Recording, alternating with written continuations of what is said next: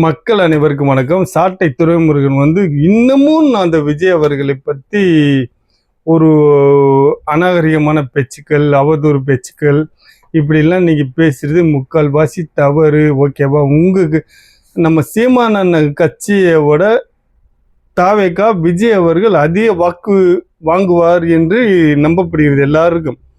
இதில் உங்கள் கட்சியின் நிலைப்பாடு, நீங்கள் இவ்வளவு தூரம் விஜய் அநாகரிகமாக பேசுகிறீங்களே பார்த்தீங்களா? அவன் இவன்லாம் இப்போ சர்வசாதாரணமாக பேச ஆரம்பிச்சுட்டு மிஸ்டர் சாட்டை துரைமுருகன் நான் விஜய் ரசிகன் கிடையாது. ஓகேவா? இதனாலேயே உங்களுக்கு வாக்கு சதவீதம் இந்த தடவை பெரிய லெவலில் ட்ராப் ஆக சான்ஸ் இருக்குது. புரியுதா? நீங்கள் தனித்தெல்லாம் இனிமேல் நின்று சிஎம் ஆகிறதுக்கு இந்த ஜென்மத்தில் நடக்காத காரியம்.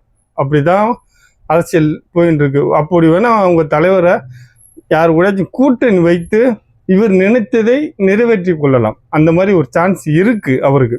இவர் சிஎம் ஆகிறது நடக்காத காரியம். சீமான் அண்ணன் என்னை பொறுத்தளவு நீ இருக்கும் தொட்டிங்க அவர் சிஎம் ஆக முடியாது, எம்எல்ஏவும் ஆக முடியாது. இந்த தடவை ஜெயிப்பாருன்னு ஒரு நம்பிக்கை இருக்கு. இந்த தடவை ஜெயிக்காட்டி சீமான் அண்ணன் எப்பயும் ஜெயிக்க முடியாது. இதை கூட சீமான் அண்ணா உன்னையே கழட்டி விட்டுருவார்.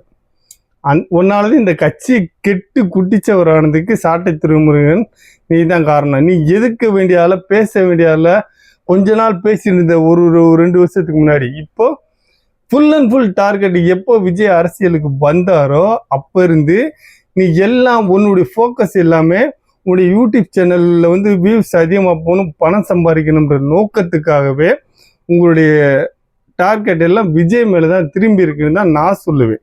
அந்த மாதிரி தான் நீங்கள் பேசியிருந்தீங்க. என்ன எதுக்கு எடுத்தாலும் விஜய் என்னமோ ஒரு காமெடி சொன்னானுங்க. நம்ம சாட்டை துரைமுருகன் ஒய்ஃப் தூங்குயில கூட டிவிக்கே விஜய் விஜய் விஜய் விஜய்னு தான் புலம்பினே தான் இருக்காரு அப்படின்னு சொல்கிற மாதிரிலாம் போட்டானுங்க. ஏஐ வீடியோலாம் எப்படி சித்தரித்து ஒன்று போட்டுருக்கானுங்க. ஆனால் இந்த தடவை சீமான் அண்ணன் ஓட்டு சதவீதம் குறைவதற்கு மெயின் காரணமே சாட்டை துரைமுருகன் நீதான் என்பது ஞாபகத்தில் வைத்துக்கொள்.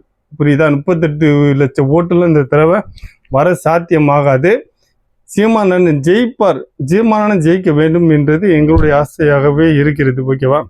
அவர் ஜெயிக்கணும், சட்டசபைக்கு போகணும். ரொம்ப நாள் அவர் போராடி கொண்டு இருக்கிறார். யாரோடையும் கூட்டணி வைக்க மாட்டோம் என்று. இந்த தடவை அவர் சட்டசபைக்கு போக வேண்டும் என்பது எல்லோருடைய ஆசையாக இருக்கிறது. அதை நீ கெடுத்துருவையோ இப்படின்னு தான் நிறைய போட ஆதங்கமாகவும் இருக்கிறது. புரியுதா? இனிமேல் பேச்ச குறை. அரசியலில் என்ன பேசணும், ஏது பேசணும், எப்படி பேசணும், எங்கே பேசணும், வாய்க்கு வந்ததெல்லாம் பேசக்கூடாது. புரியுதா? வாய் இருக்குன்னு சொல்லிட்டு என்ன வேணாலும் பேசக்கூடாது.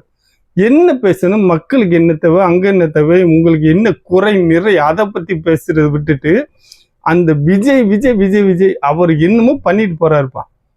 உனக்கு என்ன? அவர் என்னமோ பண்ணி அரசியல் பண்ணிட்டு ஜெயிக்கிறாரு தூக்குறாரு. அதை பற்றி தேவை கிடையாது.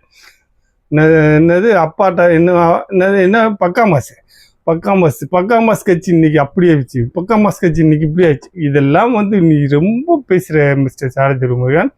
இனிமேல் உங்களுடைய கட்சி நிலைப்பாடு என்னன்னு 4ஆம் தேதி தெரியும் என்று நினைக்கிறேன். பொறுத்திருந்து பார்ப்போம். நன்றி, வணக்கம்.